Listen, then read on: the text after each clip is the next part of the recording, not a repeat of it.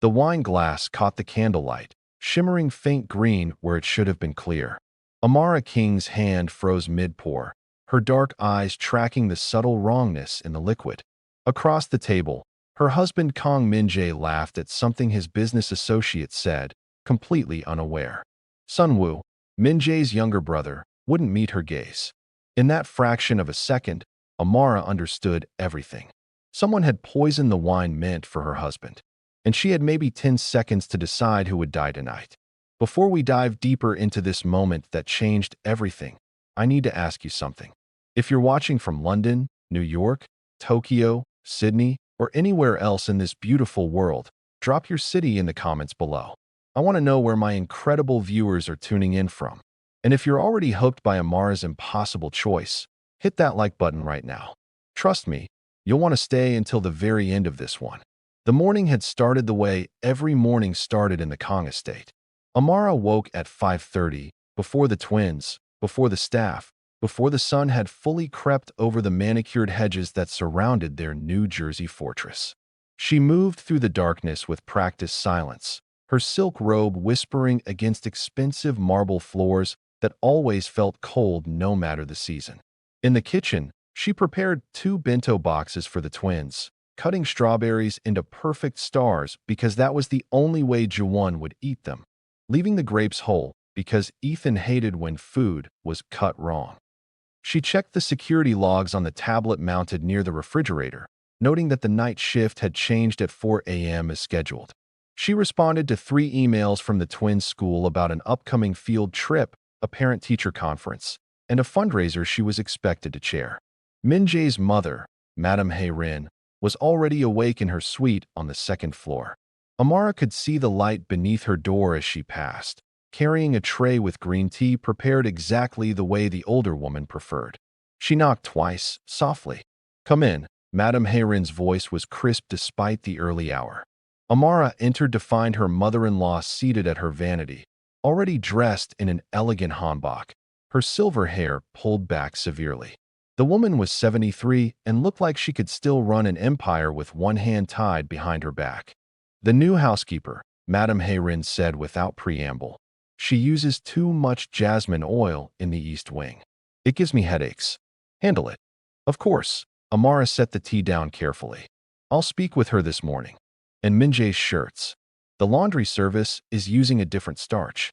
He won't say anything, but I can see it bothers him. I'll call them today."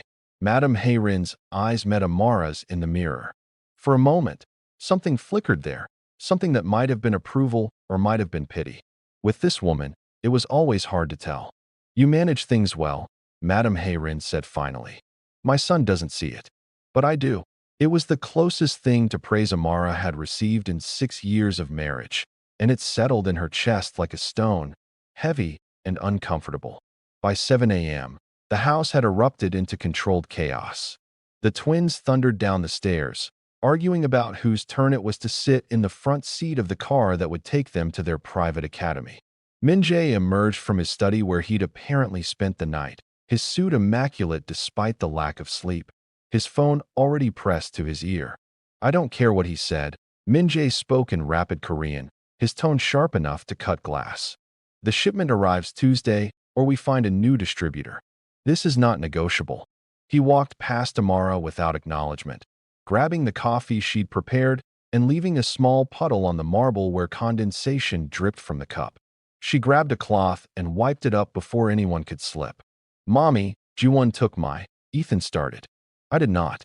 "He's a liar," Jiwon shouted back.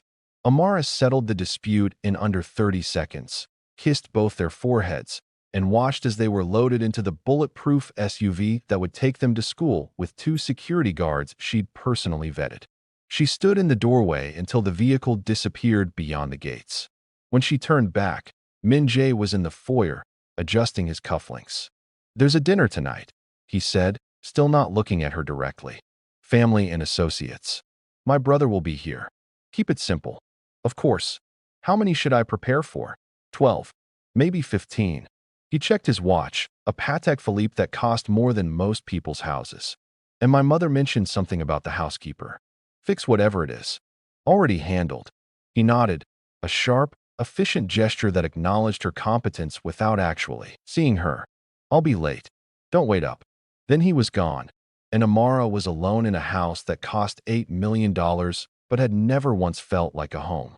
She spent the morning doing what she always did, making the invisible machinery of their lives run smoothly. She called the laundry service, the wine supplier, the florist. She reviewed the security schedules and noticed a discrepancy in the overnight logs, a 15-minute gap that shouldn't have been there. She made a note to discuss it with the head of security later. At 11, she took a call from her mother-in-law's physician. Madame Hayrin's blood pressure medication needed adjusting. Amara scheduled the appointment, updated the household medical log, and made sure the prescription would be ready for pickup. At noon, Sunwoo called. "Amara," his voice was strained. "Is my brother there? He left for the office hours ago. Is something wrong?" A pause, too long. "No, nothing. I'll see you tonight. At dinner." Sunwoo. But he'd already hung up. Amara stood in the center of the living room, phone still pressed to her ear, and felt the first whisper of unease creep up her spine. Sunwoo had always been the gentle one, the brother who smiled at her jokes and asked about the twins. But lately, he'd been different, distant, worried. She pushed the feeling aside. There was too much to do. By 6 p.m., the house had been transformed. The formal dining room gleamed, the long mahogany table set with bone china and crystal that had belonged to Min Jae's grandmother. Candles flickered in silver holders. The chef she'd hired for the evening was putting final touches on a meal that would seamlessly blend Korean and French cuisine, walking the tightrope between Madame Hayrin's traditional expectations and the more Western palates of Min Jae's business associates. Amara had changed into a black dress, simple and elegant, the kind that made her functionally invisible while still being appropriate for the occasion. She checked her reflection briefly. Her dark skin glowed against the dark fabric, her natural hair pulled back in a sleek bun. She looked the part, the perfect wife, the capable daughter-in-law, the woman who made everything work. The woman no one actually saw. Guests began arriving at 7. Amara greeted them with practiced warmth, taking coats, offering drinks, making small talk that required just enough attention to be polite, but not so much that anyone would remember her later. These were dangerous men who controlled shipping routes and gambling operations, who had politicians in their pockets and police on their payroll. And they looked right through her like she was part of the furniture. Min Jae held court in the center of the room, laughing, clasping shoulders, wielding his charm like the weapon it was.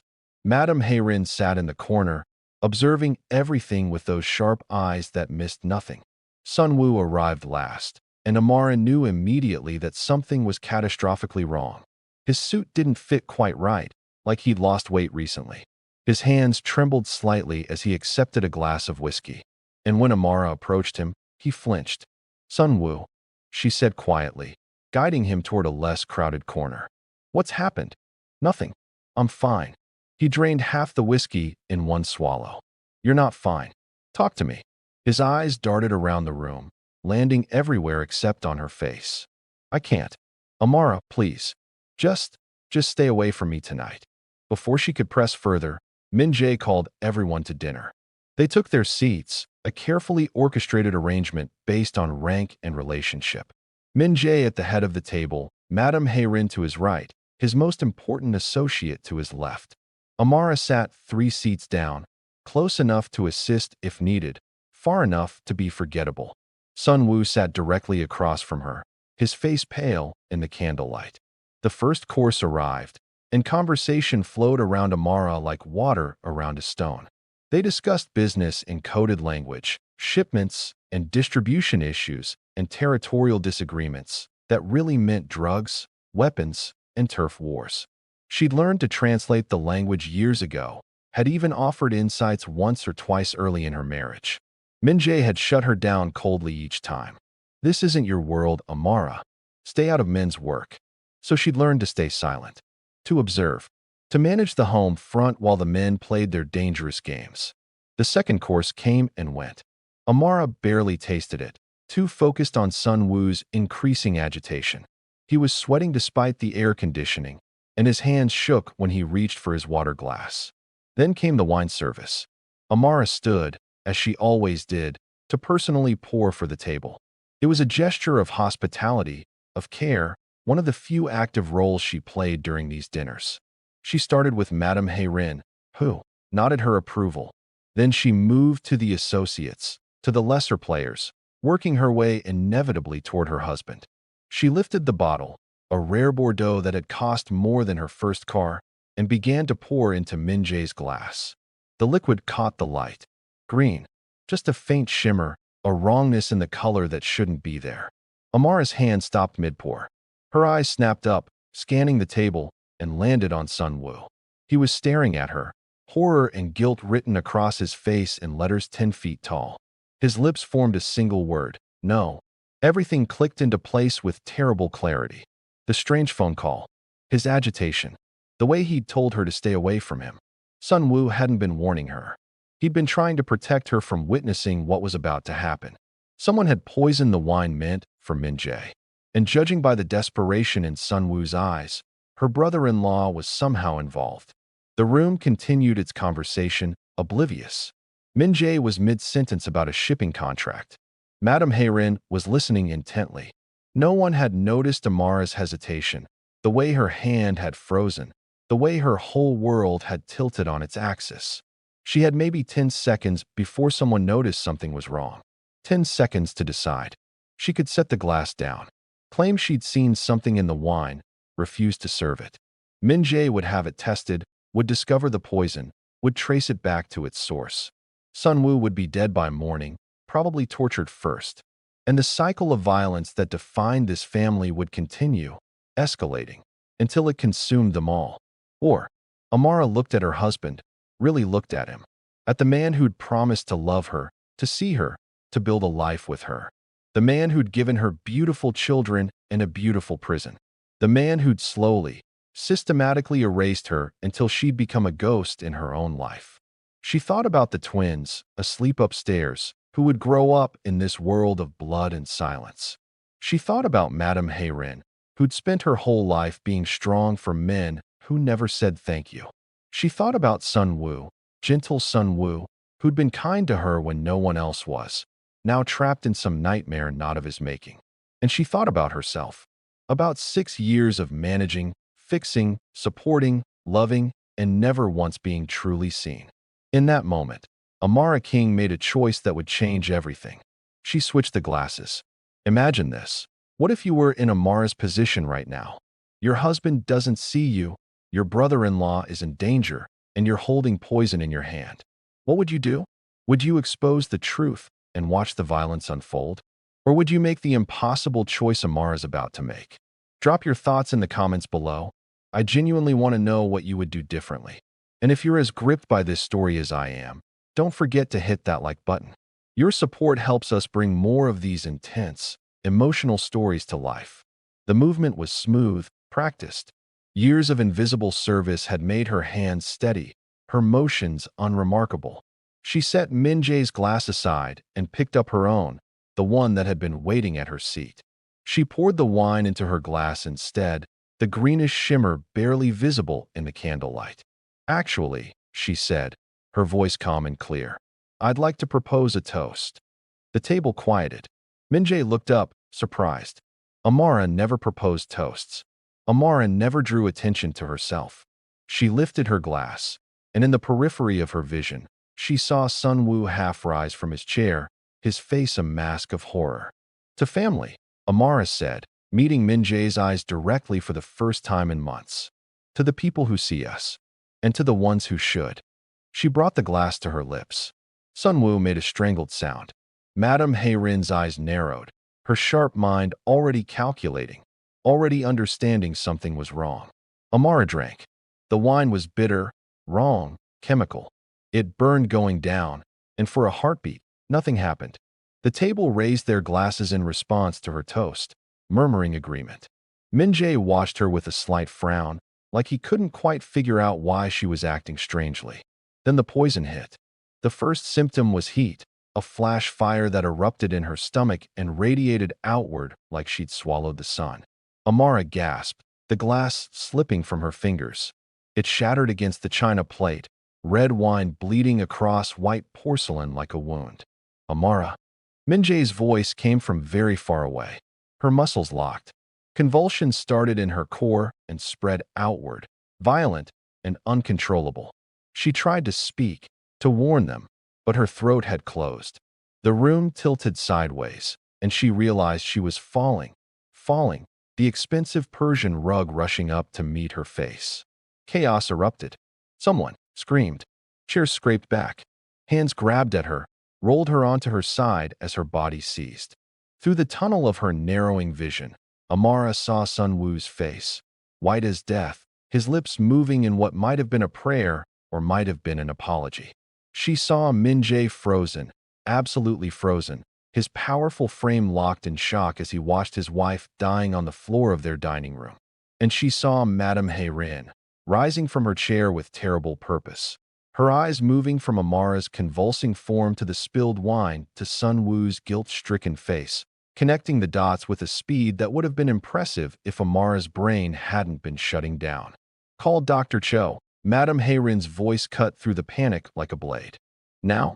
And nobody touches anything on this table. Nobody leaves this house." The edges of Amara's vision were going dark. She could hear Min-jae shouting something, could feel hands pressing against her neck, checking for a pulse that was racing, stuttering, failing. Her last conscious thought was not of her children, or her husband, or even her own survival. It was a simple, crystalline realization: at least now he'll have to see me. Then the darkness swallowed her whole. Dr. Nathan Cho arrived in 17 minutes, which meant he'd broken every traffic law between his home and the Kong estate. He was a thin, precise man in his 50s, with surgeon's hands and the discretion that came from years of patching up criminals who couldn't risk a hospital's questions. He found Amara on the dining room floor, Madame Heyrin kneeling beside her with a cool efficiency that betrayed her age, keeping Amara's airway clear while Min-jae paced like a caged animal, his phone pressed to his ear as he barked orders at his security team. "Everyone out," Dr. Cho commanded, dropping his medical bag. "Except you." He pointed at Madame Heyrin. "I need an extra pair of hands." "I'm staying," Min-jae said. "You're in the way." "Out." For a moment, it looked like Min-jae might refuse, might assert his authority as he did in every other aspect of his life. But Madame Heyrin cut him off with a single sharp word in Korean, and he backed away, his hands clenched into fists at his sides. Dr. Cho worked with brutal efficiency, checking vitals, drawing blood, administering activated charcoal and supportive medications from his seemingly bottomless medical bag. He asked questions in a rapid-fire staccato that Madame Heyrin answered with equal precision. "How long since ingestion?" "For minutes. Maybe 5. Symptoms: immediate. Convulsions, respiratory distress, muscle rigidity." "The wine." "Show me." Madame Heyrin gestured to the table where the spilled glass still sat, its contents staining the white tablecloth. Dr. Cho took a sample, holding it up to the light, his face grim. "This is industrial grade," he said quietly. "Organophosphate compound, probably military surplus. Whoever did this wanted death, not just illness." Outside the door, they could hear Min-jae's voice rising, demanding answers, threatening violence. Inside, Amara's body fought for survival, her heart racing at a catastrophic rhythm while Dr. Cho pumped her full of atropine and pralidoxime, standard treatments for nerve agent poisoning. "Will she live?" Madame Heyrin asked, her voice steady but her hands pressed against Amara's wrist to monitor her pulse, betraying the slightest tremor. "If we'd been 15 minutes later, no. As it is." Dr. Cho met her eyes. "It's going to be close." They worked for another 10 minutes, stabilizing her enough to move. Dr. Cho had a private clinic, a place where questions weren't asked and records weren't kept. It was a 20-minute drive, and Amara needed to survive every second of it. They loaded her into Dr. Cho's car, Min-jae insisting on coming, Madame Heyrin refusing to be left behind. Sun Wu stood in the doorway of the estate, tears streaming down his face, and when Min-jae saw him, something dark and terrible crossed his features. "You," Min-jae said, his voice like winter. "You stay exactly where you are? We're not done." The drive was a nightmare of flashing lights and running red lights, and Amara dying in the back seat. Dr. Cho drove with one hand and monitored her vitals with the other, calling ahead to his clinic to have everything ready. In the back seat, Madame Hayrin held Amara's hand, and for the first time in her marriage, Amara felt truly seen by this family, even as consciousness slipped away from her. The clinic was sterile and cold and blessedly equipped. Dr. Cho's staff moved with practiced efficiency, hooking Amara up to monitors, starting IVs, running tests that would tell them exactly what cocktail of death she'd ingested and how much damage it had already done. Min-jae stood outside the treatment room, separated by a glass partition, watching as machines breathed for his wife and pumped medications into her veins. His face was a mask, unreadable, but his hands shook. She drank it on purpose, Madame Hayrin said quietly, coming to stand beside him. You understand that, don't you? Min-jae didn't answer. The wine was meant for you. She saw it, and she drank it anyway. Why? The word came out raw, broken. Why would she do that?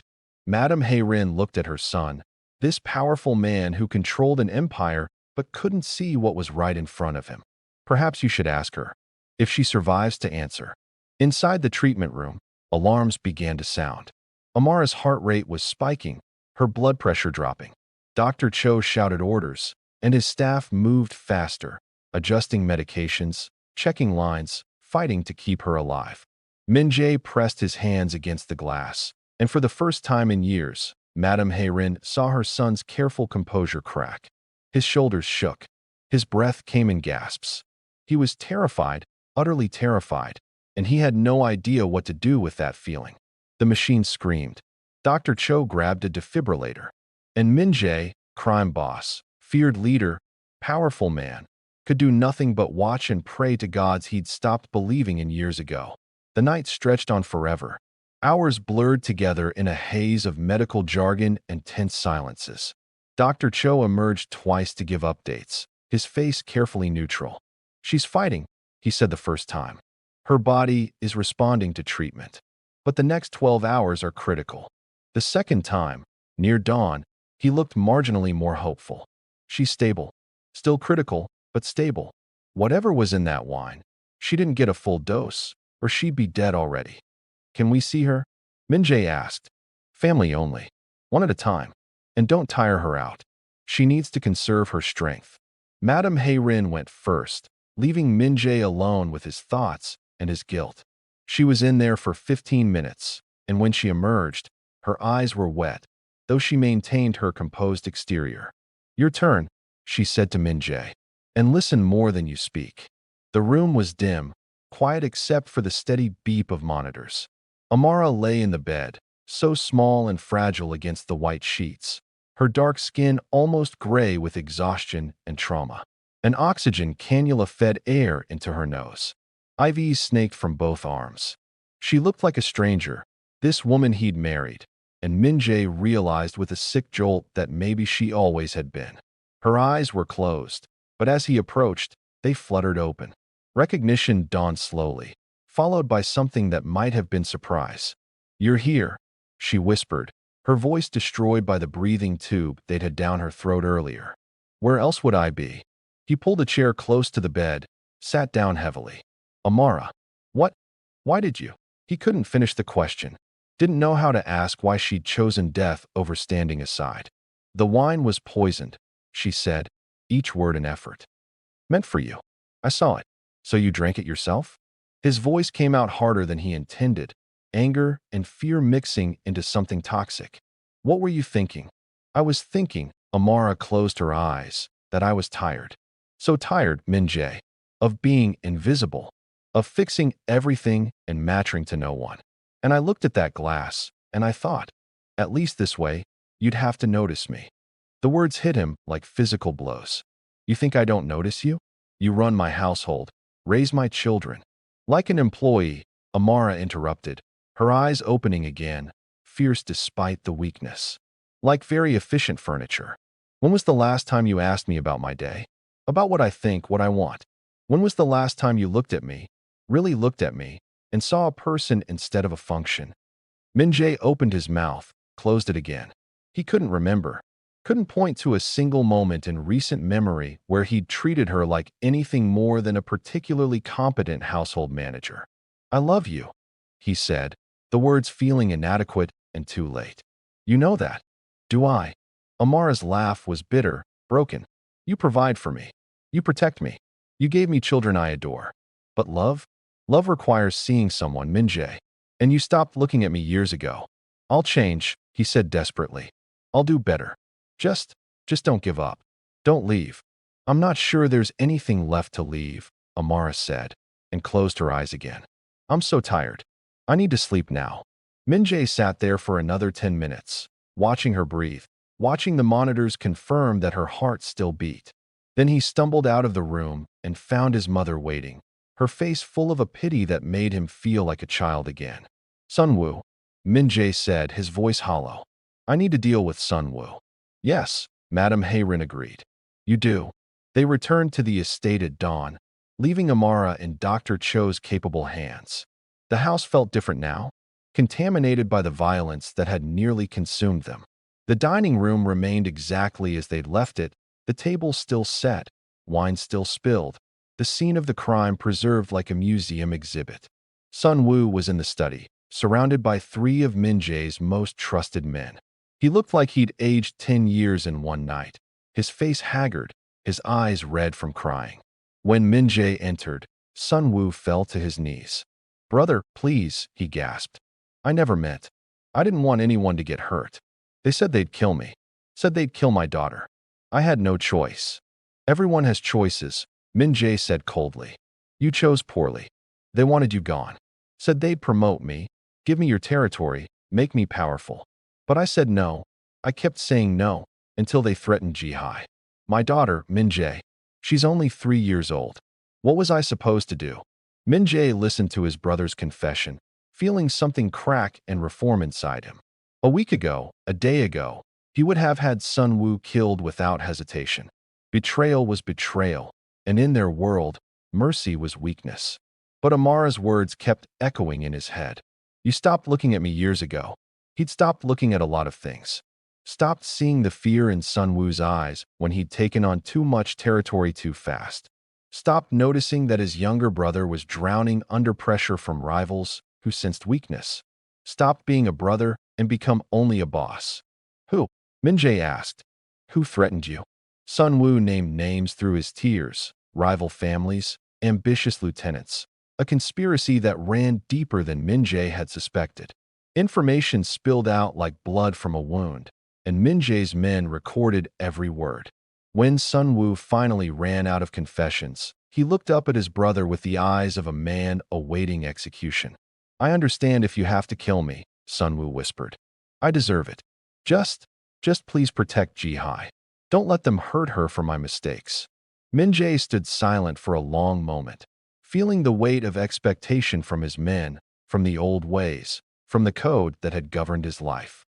In their world, betrayal demanded blood. It always had. But there was Amara, lying in a hospital bed because she'd chosen a different path, because she'd seen a third option when presented with only 2 terrible choices. "You're exiled," Minjae said finally. "You and Jihai both. I'm sending you to Vancouver, to the cousin who runs the restaurant business there. You'll work for him, legitimately, and you'll never set foot in this territory again. You're dead to this family, Sunwoo, but you get to stay alive." The room erupted in protests. His men argued that this was weakness, that it would embolden their enemies.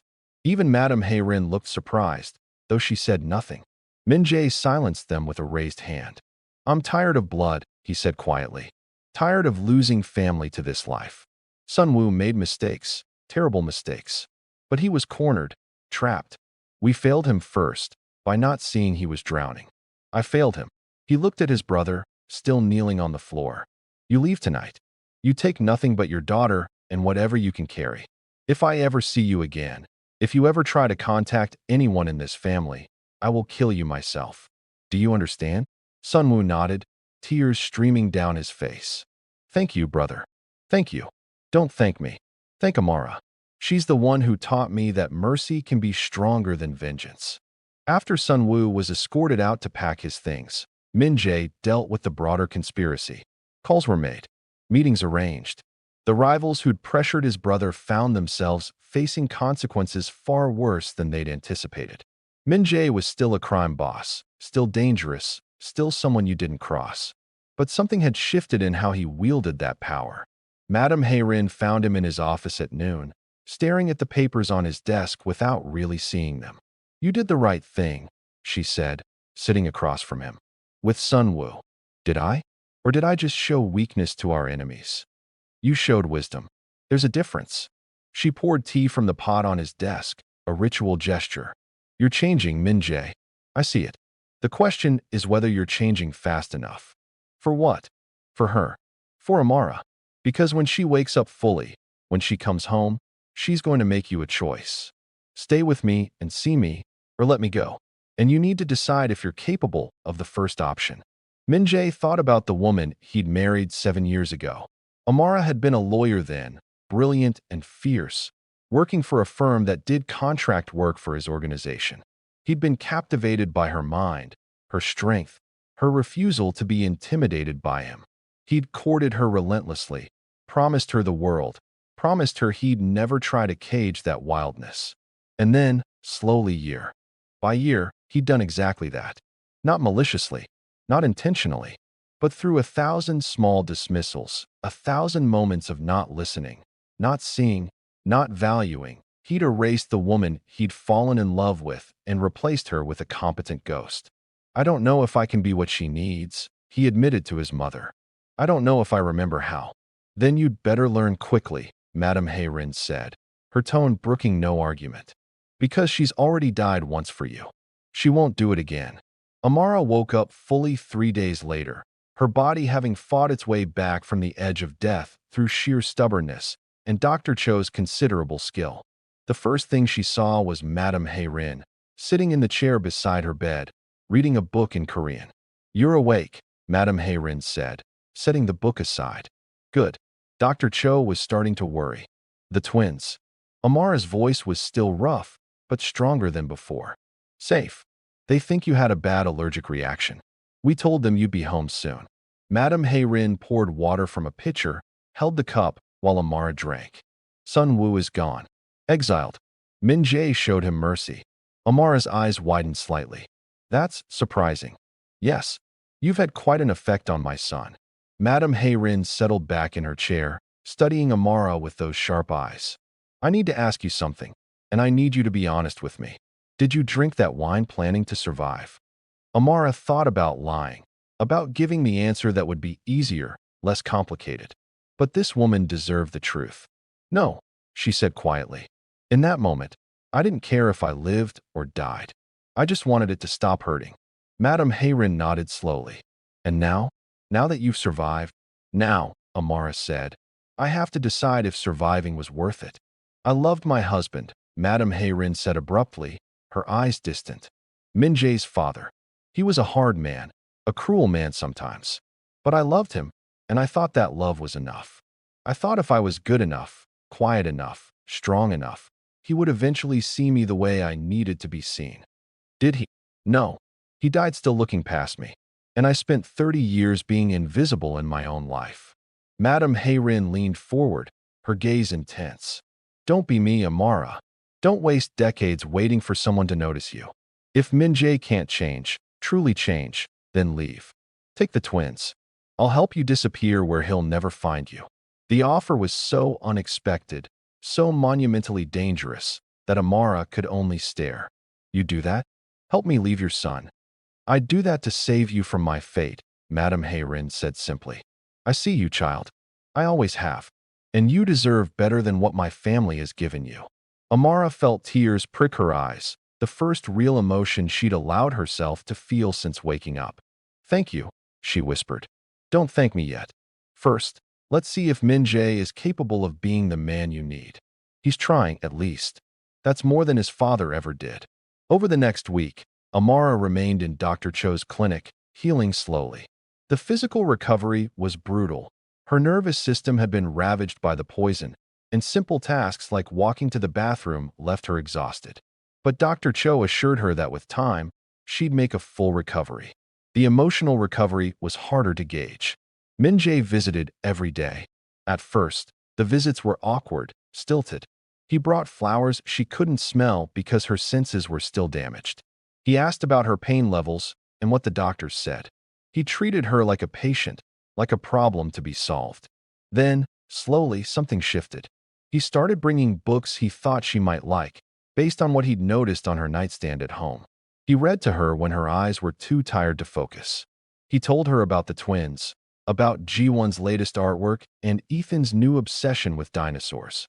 He asked about her childhood, about the years before they'd met, about the person she'd been before she became Mrs. Kong. And most importantly, he listened when she answered. "I wanted to be a civil rights attorney," Amara told him one afternoon, her voice wistful. "I was going to work for the ACLU, fight the good fight. Then I met you, and that life started feeling impossible." "I never asked you to give that up," Min-jae said, frowning. "You didn't have to ask. How was I supposed to fight for justice while being married to crime?" Amara looked at him steadily. "I made my choice, but it cost me a piece of myself. And year by year, more pieces disappeared until I didn't recognize the woman in the mirror anymore." Min-jae was quiet for a long time. "I'm sorry," he said finally, "for not seeing it. For not seeing you." "Sorry isn't enough," Amara said, not unkindly. "I need to know if you're capable of change, Min-jae. Real change. Because I can't go back to being invisible. I won't." "What do you need from me?" he asked. And the question itself was revolutionary. He'd never asked what she needed before. "I need you to see me as a partner, not a service provider. I need my opinions to matter. I need you to share your life with me, not just expect me to manage it." Amara took a breath, steadying herself. "And I need you to start stepping back from the criminal side of the business. For the twins. They deserve a father who might actually live to see them graduate high school." Min-jae's jaw tightened. "The business is who I am. Then I guess we're done here." Amara closed her eyes, suddenly exhausted. "I can't compete with that life, Min-jae. I won't raise our children in that shadow anymore." "Amara, please leave. I need to rest." He left, and Amara let herself cry for the first time since drinking the poison. Not because she was sad, but because she'd finally said what she needed. And if he couldn't meet her there, at least she'd have the dignity of having tried. 2 days later, Min-jae returned with Madame Hae-rin and a lawyer Amara didn't recognize. "I've been doing some thinking," Min-jae said, sitting in the chair he'd claimed as his own over the past week. "About what you said. About change." He gestured to the lawyer, who opened a briefcase and pulled out several documents. "I'm restructuring the business," Min-jae continued, "selling off the illegal operations to associates who can handle the heat. I'm keeping the legitimate holdings, the shipping company, the security firm, the restaurants. It'll take time, maybe 2 years to fully transition, but I'm doing it." Amara stared at him. "Why?" "Because you're right. Because the twins deserve better. Because I nearly lost you, and I can't. I won't risk that again." His voice cracked slightly. "I want a life with you, Amara. A real life, not this half-existence we've been living. But only if you want that too." "I need more than just business changes," Amara said carefully. "I need you to be present, to be a real partner." "I know, and I'm going to try. I know I'll mess up. I know I have years of bad habits to break. But I swear to you I'll try." He reached for her hand, hesitated, waited for her permission. She gave it, and their fingers intertwined. "Give me a chance to prove I can be the man you deserve." Amara looked at Madame Hae-rin, who nodded almost imperceptibly. Then she looked at her husband, really looked at him, and saw something she hadn't seen in years, genuine fear that he might lose her. "One chance," she said quietly. "But Min-jae, if you fall back into old patterns, if you start treating me like furniture again, I'm gone. And I'm taking the twins." "I understand. And I want back in," Amara added, surprising herself. "When you said you're restructuring the business, that includes me. I'm not just managing the household anymore. I want a real role, real authority." Min-jae blinked, clearly not having expected this. "In the business? I have a law degree and an MBA I've never used. I've spent 6 years observing how you operate, learning the landscape. Use me, Min-jae. Really use me. Make me a partner in every sense of the word, or we're done." A slow smile crossed his face, the first genuine smile she'd seen in years. You want in on the family business? I'm already in it. I've just been pretending not to be. Time to stop pretending. Okay, Min-jae said, and his hand tightened on hers. Okay, partners. Amara came home 2 weeks after the poisoning, still weak but determined to reclaim her life. The twins tackled her the moment she walked through the door, and she held them close, breathing in their shampoo scent and feeling more alive than she had in years. The house felt different, lighter somehow. Or maybe she was just seeing it differently now that she decided to stay and fight for her place in it. Min-jae had kept his word about being present. He was there for dinner every night that week, actually talking with the children instead of just nodding while scrolling through his phone. He asked Amara about her day, her thoughts, her plans. It was awkward sometimes. They were relearning how to be married to each other, how to be partners instead of distant roommates. But they were trying, both of them, and that made all the difference. The first real test came 3 weeks after Amara's return, when Min-jae had to negotiate a major contract for the shipping company. It was worth millions, and the client was notoriously difficult. Come with me, Min-jae said the morning of the meeting. I want your perspective. Amara, dressed in a power suit she hadn't worn since before the twins were born, styled her hair, and felt something like her old self returning.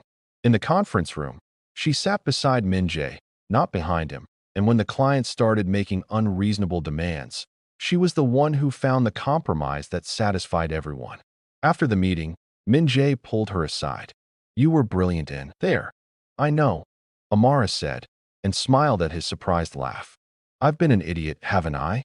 Wasting your talents on managing housekeepers and scheduling appointments. Yes, she agreed. But you're learning. Slowly. Very slowly. But you're learning. He kissed her then, the first real kiss in months, and it felt like coming home after a long exile. The restructuring of the business took longer than 2 years. It took 3. There were setbacks, moments when Min-jae reverted to his old ways, times when Amara had to remind him loudly that she wasn't his employee. But slowly, painfully, they built something new. Amara took over the legal department, cleaning up contracts and ensuring everything could withstand scrutiny. She was ruthless about cutting ties with anyone still involved in illegal operations, earning respect and fear from Min-jae's associates in equal measure. Madame Hayrin became Amara's greatest ally, running interference with the more traditional elements of the family who didn't appreciate a black woman wielding power in a Korean organization. The older woman had found new purpose in mentoring Amara, teaching her the cultural nuances while respecting her refusal to simply conform. The twins grew up knowing a different kind of family than Min-jae had. They saw their parents argue sometimes, but also saw them work through conflicts. They saw their mother treated as an equal, and their father doing things like cooking breakfast and helping with homework. But the real change, the one that mattered most, came in the small moments. Min-jae asking Amara's opinion before making major decisions. Amara trusting Min-jae enough to be vulnerable with him.